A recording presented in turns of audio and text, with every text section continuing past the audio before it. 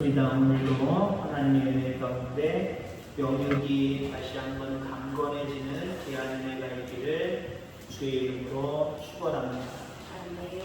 세계 곳곳에 여러 가지 자연재해 또 인재로 인해서 또 전쟁으로 인해서 많은 아픔들을 가지고 있습니다. 뿐만 아니라 여러분들의 삶을 돌아보면 이것저것 원하지 않는 고난이 멈추지 않을 때가 상당히 많이 있을 겁니다. 하나 닥쳐와서 이제 적응하거나 해결될 만한 또 다른 것이 밀려오고 또 밀려오고 아마 그런 모습들이 인생 속에서 연속일 겁니다. 여러분들 그럴 때 무엇을 먼저 하십니까? 원망하고 불평을 먼저 하십니까? 아니면 다른 무엇을 먼저 하십니까? 그를 기도하는 것이 먼저이기를 주의 이름으로 축원합니다. 어떤 고난 앞에서 우리 그리스도인들이 가장 먼저 할 수 있는 것, 그 기도 이루어야 돼요. 이런 사람들이 무서운 사람들입니다. 네, 하나님의 능력을 끌어오기 때문에. 자, 이제 고난 앞에서 불평만 하고 어떡하지 선노하고 있는 사람들. 그게 어쩌면 사람들이 가지고 있는 당연한 행동들인데 그들에게는 하나님의 능력이 없어요. 물론 스스로 시간이 지나서 해결되는 부분들은 분명하게 있겠죠. 우리는 사회적 동물이니까 그냥 어떻게 큰일 났네 그러다가도 시간이 지나면 큰일 난 것 속에서도 그냥 시간 보내면서 에이 괜찮아졌네 에이 몰라 하고 지내는 게 우리 인간의 모습입니다. 그러나 우리는 어떤 고난 앞에서도 기도할 수 있는 저와 여러분들에게 주의 이름으로 축원합니다. 오늘 본문의 배경은 다윗 왕 때 일어난 일들입니다. 다윗에게 일어난 일이죠. 다윗 왕 때에 3년 동안 연속해서 지근이 들었습니다. 3년 동안 연속해서 쉼없이 재작년에 작년에 올해 가뭄이 들었단 말이에요. 지근이 들었단 말이에요. 그때 다윗은 기도했습니다. 기도했더니 하나님이 그 3년 동안의 지근의 원인을 가르쳐 주셨어요. 자, 그 원인이 무엇이냐? 사울과 사울의 집안이 약속을 어기고 기브온 사람을 죽였기 때문이다 라고 하는 기근의 원인을 하나님이 가르쳐 주셨습니다. 여기서 우리가 생각할 것은요, 다윗이 기근이 들었던 재작년 첫 해 그때 바로 기도했으면 어땠을까요? 지금 그 기근의 원인을 가르쳐 주시는 하나님이 첫 번째 기도했을 때 가르쳐 주시지 않았을까요? 근데 다윗은 그렇게 생각했을 겁니다. 에이, 그럴 수도 있지 뭐. 내년에는 이런 일들 없겠지. 한 해 지나갔을 거고. 그 다음 한 해 그런 모습으로 지나갔을 거고. 우리는 원망 불평하면서 고난 앞에서 원망 불평하면서도 우리가 가지고 있는 생각이 무엇입니까? 그냥 지나가는 고난인가 보다. 이것은 우연히 일어난 재난이야. 뭐 이 정도쯤이야. 시간이 해결해 주겠지. 이러고 우리가 기도 안 할 때가 상당히 많이 있어요. 안타까운 것은 다윗이 첫 번째 기근의 때에 기도했더라고 하면 하는 안타까움이 우리에게 있지요. 그럼 어찌됐든 간에 3년 연속해서 들고 난 다음에 그래도 기도했다라고 하는 건 참 귀한 거지요. 하나님 응답해 주셨습니다. 다윗은 하나님을 믿고 섬기는 사람인데 이렇게 어리석게 3년을 허비하다가 3년 기근 이후에 하나님 앞에 기도할 때 하나님이 가르쳐 주셨다는 거죠. 그 기근의 원인을 하나님이 알려주셨다고 하는 겁니다. 이사야 1장에 보면은 이사야는 이스라엘 백성들이 하나님의 말씀을 듣지 않아서 탄식하면서 이와 같이 이야기합니다. 이사야 1장 5절 6절 너희가 어찌하여 매를 더 맞으려고 폐역을 거듭하느냐 온 머리는 병들었고 온 마음은 피곤하였으며 발바닥에서 머리까지 상한 것이 없이 상한 것과 터진 것과 새로 맞은 흔적뿐이거늘. 뭘 얘기하는 거냐면 이스라엘 백성들이 말을 안 들으니까 하나님이 고난이라고 하는 매 고난이라고 하는 돌덩이로 때리고 던져서 상했다는 거예요. 이스라엘이 상했다는 거예요. 여러분, 여러분의 삶에 고난이 있습니까? 이 고난이 없으면 얼마나 좋겠습니까? 근데 여러분들 대부분 많은 고난 중에 없어도 될 만한 고난이 있을 수 있다는 거예요. 어떤 것들입니까? 미리 기도하고 하나님 뜻대로 순종하고 살아가면 하나님이 던지시는 돌멩이, 하나님이 때리시는 몽둥이, 이거 피해갈 수 있거든요. 그걸 고난이라고 보통 지칭을 합니다만은. 근데 워낙 말을 안 듣니까 하나님 어떻게 하시는 거예요? 몽둥이, 고난이라고 하는 몽둥이를 들어서 우리의 종아리를 때리시는 거예요. 때로는 우리가 너무 심하게 다치지 않을 정도 예수님이 기도하실 때 제자들이랑 돌멩이 던지시잖아요. 맞히셨겠어요? 맞히셔도 뭐 맞히실 만한 엄청난 큰 돌로, 다칠 만한 돌로 던지셨겠습니까? 요만한 돌로 이렇게 던졌겠지요. 뭐 그 정도는 물론 아니겠지만 하나님 말씀에 순종하지 않고 불순종하는 삶을 통해서 하나님이 우리에게 요만한 고난이라는 돌멩이를 휙 던지셔서 요만큼의 피를 낼 수 있다니까요. 아픔을 느끼게 하실 수 있다니까요. 그 전에 여러분들 기도하는 삶을 살아가기를 주의 이름으로 축원합니다. 고난당할 때 기도해야 되고 고난당하지 않는 상황 속에서도 기쁨과 은혜가 넘치는 삶 속에서도 우리는 날마다 하나님을 의지하고 기도해야 됩니다. 그럴 때 우리에게 당연히 닥칠 거라는 당연히 닥치겠지만 그래도 닥치겠지만 때로는 오지 않아도 될 고난들이 나를 피해갈 수 있다는 거예요. 나를 넘어갈 수 있다는 거예요. 기도함으로 이런 일들이 일어나게 되기를 주의 이름으로 축원합니다. 3년간의 연속적인 기근이 다윗 왕 때에 일어났는데 원인이 뭐라고요? 사울왕 때문입니다.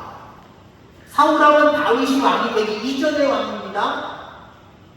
다윗에게는 직접적인 원인이 아니잖아요. 자기가 뭘 잘못해서 하나님이 자기 시대에 기근을 내리셨으면 이해가 돼요. 다윗도 이해가 될 거예요. 근데 지금 하나님이 누구 때문에 지금 자기 시대에 기근을 주는 거예요? 사울왕 시대의 잘못 때문에 지금 다윗이 고난을 받고 있다라는 겁니다. 자, 문제가 풀리지 않는 원인이 무엇일까요? 남의 탓으로 돌리면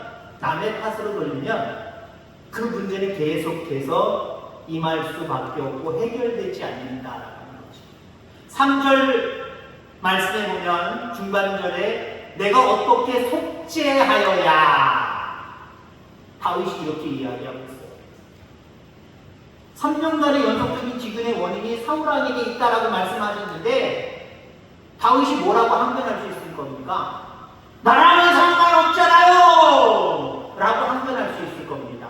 근데 지금 다윗왕은 뭐라고 얘기하고 있어요? 비록 선대 왕에서 일어난 일이지만 내가 어떻게 하여야 되겠습니까?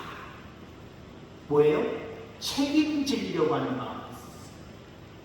여러분 고난 앞에서 책임지려고 하는 마음이 있을 때 그 고난은 물러나는 줄 여러분 기억하시기를 주의 이름으로 축원합니다.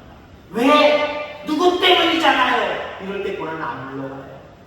오히려 더 깊이 있게 나를 애이고 찔르고 더 고난을 가해요. 근데 뭔가 책임지려고 할 때 그 고난은 물러가는 줄 여러분을 기억하기를 주의 이름으로 축원합니다. 리더십, 오늘날의 리더십에서도 가장 중요하게 여기는 게 뭐냐면 책임감입니다. 어떤 지도자가 책임을 지려고 할 때 많은 사람들이 따라오는 거예요. 근데 난 잘못 없어. 몰라. 누구 잘못이지. 내 탓하나 저 사람 탓이야. 지도자가 만약에 그렇게 한다고 생각해보세요. 누가 지도자를 신뢰하고 누가 지도자를 따라가겠습니까? 그래서 요즘 리더십에서 중요한 것은요. 책임지려고 하는 모습이에요. 여러분 우리 직분자들이잖아요. 직분자들이 교회 안에서 또 마을 안에서 일어나는 많은 일들 때문에 어떤 분쟁이 일어날 때 여러 가지 문제가 일어날 때 책임지려고 하는 마음을 가질 수 있게 되기를 주의 이름으로 축원합니다. 하나님 앞에서 책임지려는 모습을 보이고 책임지면 문제가 풀립니다. 책임지면 하나님께서 은혜를 주시고 길이 열리게 되어 있다라고 하는 거예요. 야곱의 12 아들들 그 가운데 유다가 이스라엘의 대표적인 장자 지파입니다. 근데 우리가 여기서 참 제대로 봐야 될 부분들은요. 12 아들이 첫 번째부터 12 아들 중간에 뭐 요셉 아들은 2명이 다 들어갔습니다만은 12 아들이 있으면 유다를 대표하는 지파가 누구 지파여야 될까요? 첫 번째 장손의 지파여야 될까? 아닙니까? 우리나라도 마찬가지잖아요. 차남도 있고 삼남도 있지만 우리가 옛날 분들, 지금도 그런 분들이 있습니다만, 아유 우리 장손, 우리 장손. 장남을 얼마나 귀하게 여겨요. 이스라엘도 마찬가지로 그냥 비슷한 어떤 문화적인 환경을 가지고 있습니다. 이스라엘 민족을 이루는데 12지파가 근간이 됐는데 그 중에 핵심적이고 중요한 지파가 어떤 지파냐? 장자의 지파? 아니에요. 여기 장자는 누굽니까? 르우벤이 장자거든요. 르우벤이 이스라엘을 대표하는 지파가 아니라 유다 지파가 이스라엘을 대표하는 지파가 되었고, 예수 그리스도께서 유다의 자손으로 오셨어요. 르우벤의 자손으로 온 게 아니라 네 번째 아들 유다의 자손으로 오셨습니다. 그리고 실질적으로 유다 그 민족이, 유다 족속들이 이스라엘을 대표하는 대표 민족입니다. 대표 족속이다라고 하는 거죠. 왜 이렇게 됐을까요? 여러분들, 이거는 여러분들 유다가 책임지려고 하는 그 자세를 가졌기 때문에 하나님이 그렇게 하신 줄 분명히 있습니다. 그냥 야곱이 첫 번째도 싫어, 두 번째, 세 번째도 싫어, 넷째가 난 좋아, 그 넷째를 장남 삼을 거야. 개인적인 욕심으로 야곱이 유다를 장자된 자손으로 삼은 거 아니에요. 하나님이 그렇게 만드신 거예요. 왜 그렇게 하셨을까, 하나님? 첫째도 있고, 둘째도 있고, 셋째도 있는데 왜 넷째를 이스라엘 민족의 대표 지파로 삼으셨을까요? 다른 거 다 둘째 치고요. 유다가 책임지려고 하는 자세를 가졌기 때문에. 요셉이 애굽의 총리로 있을 때 10명의 형들이 꼭 식사로 왔지요. 그래서 10명의 형들이 돌아가는 길에 한마디로 정탐꾼으로 속여서 그들을 다시 잡아오고 내주는 조건으로 집에 아버지가 계시고 집에 12번째 동생이 있다는 거, 그거 확인한 다음에 밑에 동생, 물론 자기가 동생이라고 얘기를 하지 않지만 아무튼 매 막내 데려오려는 거예요. 가서 형들이 가서 이제 데리고 옵니다. 12형제들이 다 만났지요. 아직 자기 자신을 밝히지 않고 있습니다. 곡식을 또 사서 11형제들이 쭉 집으로 가는데, 요셉이 자기가 즐겨 마시던 은잔을 동생 짐에 몰래 집어넣습니다. 집어넣고 나중에 추격을 해서 짐을 다 뒤져보니까 막내 동생에 의해서 그 짐에서 은잔, 요셉의 은잔이 나오잖아요. 너희들이 어떻게 이 요셉 총리의 은혜를 저버리느냐? 라고 이야기합니다. 자, 그래서 막내 동생을 베냐민을 데려갈 수 없는 상황입니다. 아버지를 다시 데려갈 수 없는 상황입니다. 그때 내일 아니니까 몰라, 우리만 가면 되지. 어차피 우리가 훔친 거 아니잖아. 아마 형들은 그렇게 생각했을 거예요. 저 베냐민 저거, 이 막내 동생 저거 왜 손에 남의 물건을 훔쳐가지고 지침에 넣었을까? 뭐 지껏 생각해봐야 이거 모함받은 거 아니야? 몰래 꾸며낸 거 아니야? 팔 수가 없잖아요. 권력자인데. 그런 가운데 몰라, 우리 집에 가. 그럴 수도 있잖아요. 그때 여러분 유다가 나섰잖아요. 유다가. 자기가 볼모로 잡혀 있기 때문이다. 자기 축이 아니잖아요. 자기 집에서 요셉 그 총리의 은잔이 나온 게 아니잖아요. 도둑놈이 아니었잖아요. 베냐민이었잖아요. 자기가 책임지려고 해, 자기가. 내가 책임지겠다는 거죠. 우리 아버지가 사실 이 베냐민 안 보내려고 했었는데, 얼마나 사랑하는 아들에서 안 보내려고 했는데, 당신의 말 때문에 우리가 데리고 왔는데, 지금 이런 도둑으로 지금 몰려서 안 데리고 가면 우리 아버지 숨 넘어가고, 우리 아버지 죽을 것 같아요. 안 돼요! 내가 남아있을 테니까. 베냐민 막내 동생은 보내주세요. 책임지지 않아도 될 일을 유다가 책임지는 모습을 바라보게 됩니다.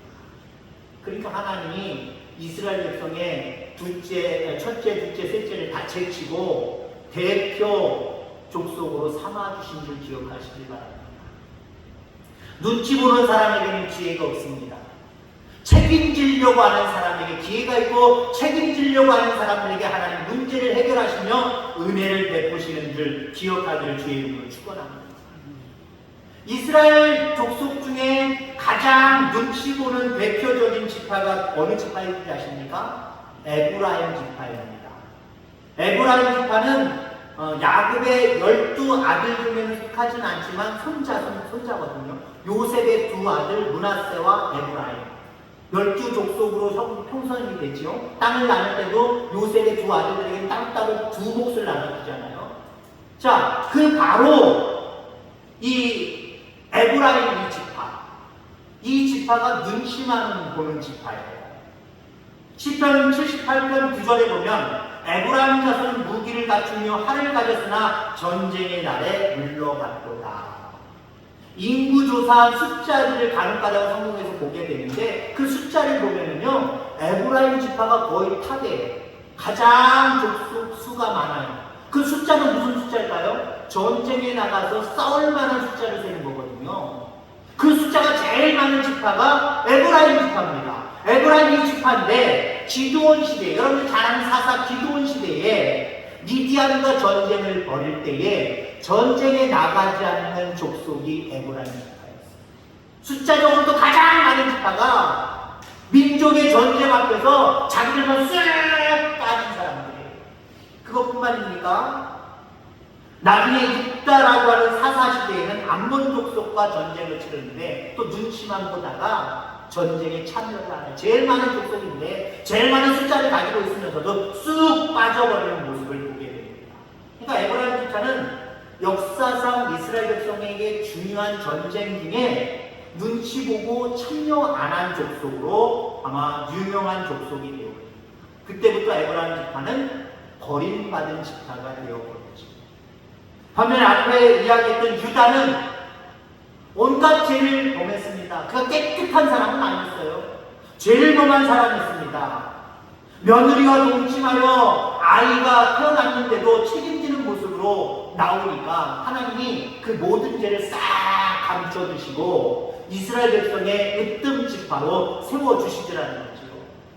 책임지려고 합니다. 책임지려고. 그리고 그 유다 자손의 후손으로 오신 예수님도 어떻습니까? 많은 인류의 죄, 내 문제 아니야. 나는 죄 없어. 사람들이 다 죄인이고 죄진 거지. 내가 내 책임을 져. 근데 예수님 어떻게 하셨습니까? 그들의 죄를 사해달라고. 그들의 죄를 다 자기가 책임지고 십자가에 달려 돌아가신 것 아닙니까? 이렇게 책임지는 것이 중요합니다. 책임질 때 문제가 해결이 되기 때문에 그렇습니다. 그럼 여기 지브온 사람들은 누굽니까? 지브온 사람들 때문에 사울 왕이 기브온 사람들에게 행한 것 때문에 지금 3년 동안이 들었다. 그 문제를 해결하려고 이제 다윗이 기브온 사람들을 만나죠. 너 이제 기분 나쁜 거 있어? 속상한 거 있어? 뭐야? 얘기해봐. 내가 어떻게 문제를 해결해줄까? 그랬더니 이 사람들이 얘기를 합니다. 간단하게 이야기하는 내용이지만 깊이 있게 좀 이야기하면 일단 사울왕 시기 이전에 여호수아가 출애굽해서 이제 40년 지내고 여호수아가 가나안 땅을 정복해 가잖아요. 가나안 땅을 정복하는데 전쟁 중에 하나님이 이스라엘 백성들에게 내리신 아주 중요한 명령이 있죠. 가나안 땅에 사는 원주민들은 다 죽여라, 진멸해라, 남기지 말고 죽이라는 거예요. 그들과 타협하고 같이 살지 말라는 거예요. 다 죽이든지 내쫓든지 그러라는 거예요.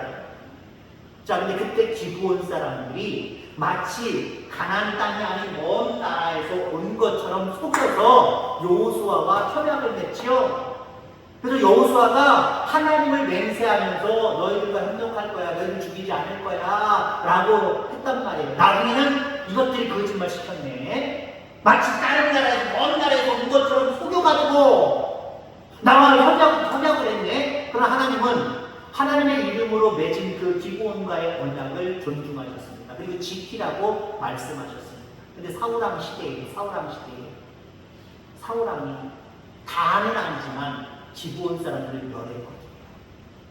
약속을 파기한 겁니다. 하나님의 언약을 파기해버린 거예요. 그것 때문에 하나님이 모여서 3년이라고 하는 연속된 기근을 허락하신 겁니다. 기본 사람들이 얘기합니다. 사울왕의 후손들 중에 7명을 우리 손에 줬다. 줬더니 죽이지요. 노염이 풀린 겁니다. 물론 아주 끔찍한 모습이 이어집니다만은 그 이유로 오늘 본문 6절에서 마쳐졌습니다만은 그 문제가 해결된 줄 믿습니다. 자, 이처럼 고난 앞에서 우리가 생각할 것은 두 가지입니다. 기도하셔야 된다는 겁니다. 그리고 그 문제가 해결되기 위해서 책임지려고 하는 모습이 있어야 될 줄 믿습니다. 앞서 우리가 우리 직분자들을 위해서 기도했지. 무엇보다도 하나님 앞에 예배드리고 주일 날 예배 말고 찬양 예배든 수요 예배든 그냥 포기해버린 사람들, 제껴버린 사람들. 하나님 왜 그렇습니까? 그들 마음에 믿음 주셔서 주님 예배드릴 수 있도록 인도해 주옵소서. 그들 책망하라고 손가락질하라고 여러분에게 말씀드린 게 아니라 여러분 이 문제들이 해결되기 위해서 우리가 책임져야 됩니다. 그죠? 아유 내가 더 기도해야 되겠네. 그 사람들을 위해서 내가 더 기도해야 되겠네. 아이고 내가 믿음 생활 똑바로 했으면 그 사람들도 그때부터 열심히 했을 텐데 라고 하는 모습으로 여러분이 책임지려고 하시는 거예요. 책임지려고 할 때 하나님이 기뻐하시는 거예요. 그리고 그 문제는 눈 깜짝할 새에 하나님이 해결해 주시는 겁니다. 이처럼 기도함으로 책임지려고 하는 자세를 가질 때 여러분의 모든 삶의 문제가 해결되어지는 놀라운 은혜가 있기를 주의 이름으로 축원합니다. 하나님 아버지 감사합니다.